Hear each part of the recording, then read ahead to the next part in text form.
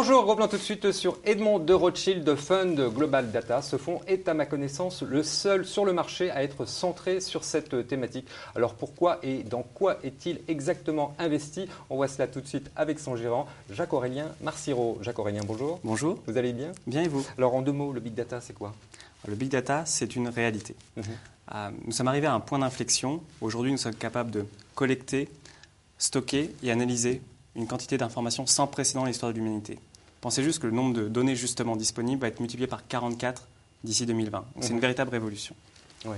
Et alors ça débouche sur quoi en termes d'application? Je peux commencer par quelque chose d'aussi anodin que le ramassage des ordures. On a pu diviser à Philadelphie le nombre de tournées par 3 sans dégrader la qualité de service. D'accord, c'est de la rationalisation. Exactement.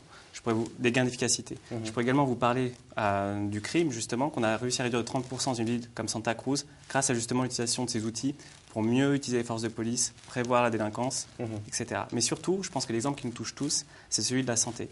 Jusqu'à présent, les traitements étaient basés sur leur efficacité sur le plus grand nombre. Désormais, les traitements seront basés sur votre personne. Ce sera des traitements personnalisés. Et ça, c'est grâce à l'étude de votre génome.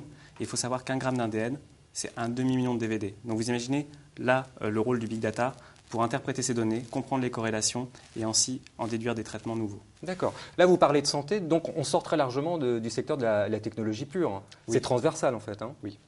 Alors, le fonds, vous pouvez me le présenter? Alors, c'est un fonds Action Internationale, toute capitalisation, qui est un fonds thématique. Donc il va investir sur des sociétés qui rendent l'infrastructure du Big Data possible, qui en permettent l'analyse et enfin qui en font un usage pour créer de la valeur, créer de nouveaux services.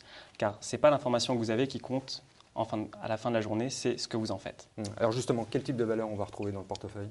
Alors vous allez retrouver des acteurs établis que tout le monde connaît, comme par exemple un Google. Il faut savoir que chaque minute dans le monde, il y a plus de 2 millions de recherches Google qui sont effectuées. Google est une source d'information sans précédent et un utilisateur de première heure du Big Data. D'ailleurs, le gouvernement américain, pour prévoir les épidémies, s'en réfère à Google, qui a une vision plus efficace que les dispositifs de santé qui existaient jusqu'alors.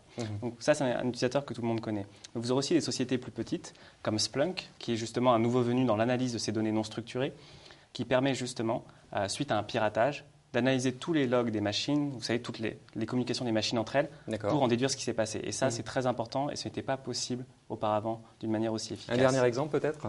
Par exemple, désormais, une société comme Caterpillar ou Deere est capable de venir remplacer des pièces défaillantes sur un tracteur, qui sont quand même des très lourds investissements, avant que ces tracteurs ne tombent en panne. Donc, Caterpillar gagne de l'argent en rendant justement un service supplémentaire. Et pour l'exploitant, c'est aussi très positif, puisque lui n'est jamais arrêté dans son activité. Donc, il y a là une situation où les deux parties sont gagnantes.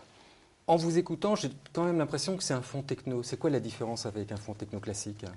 On l'a vu, le Big Data, c'est une thématique globale qui concerne tous les secteurs ou qui concernera à terme tous les secteurs.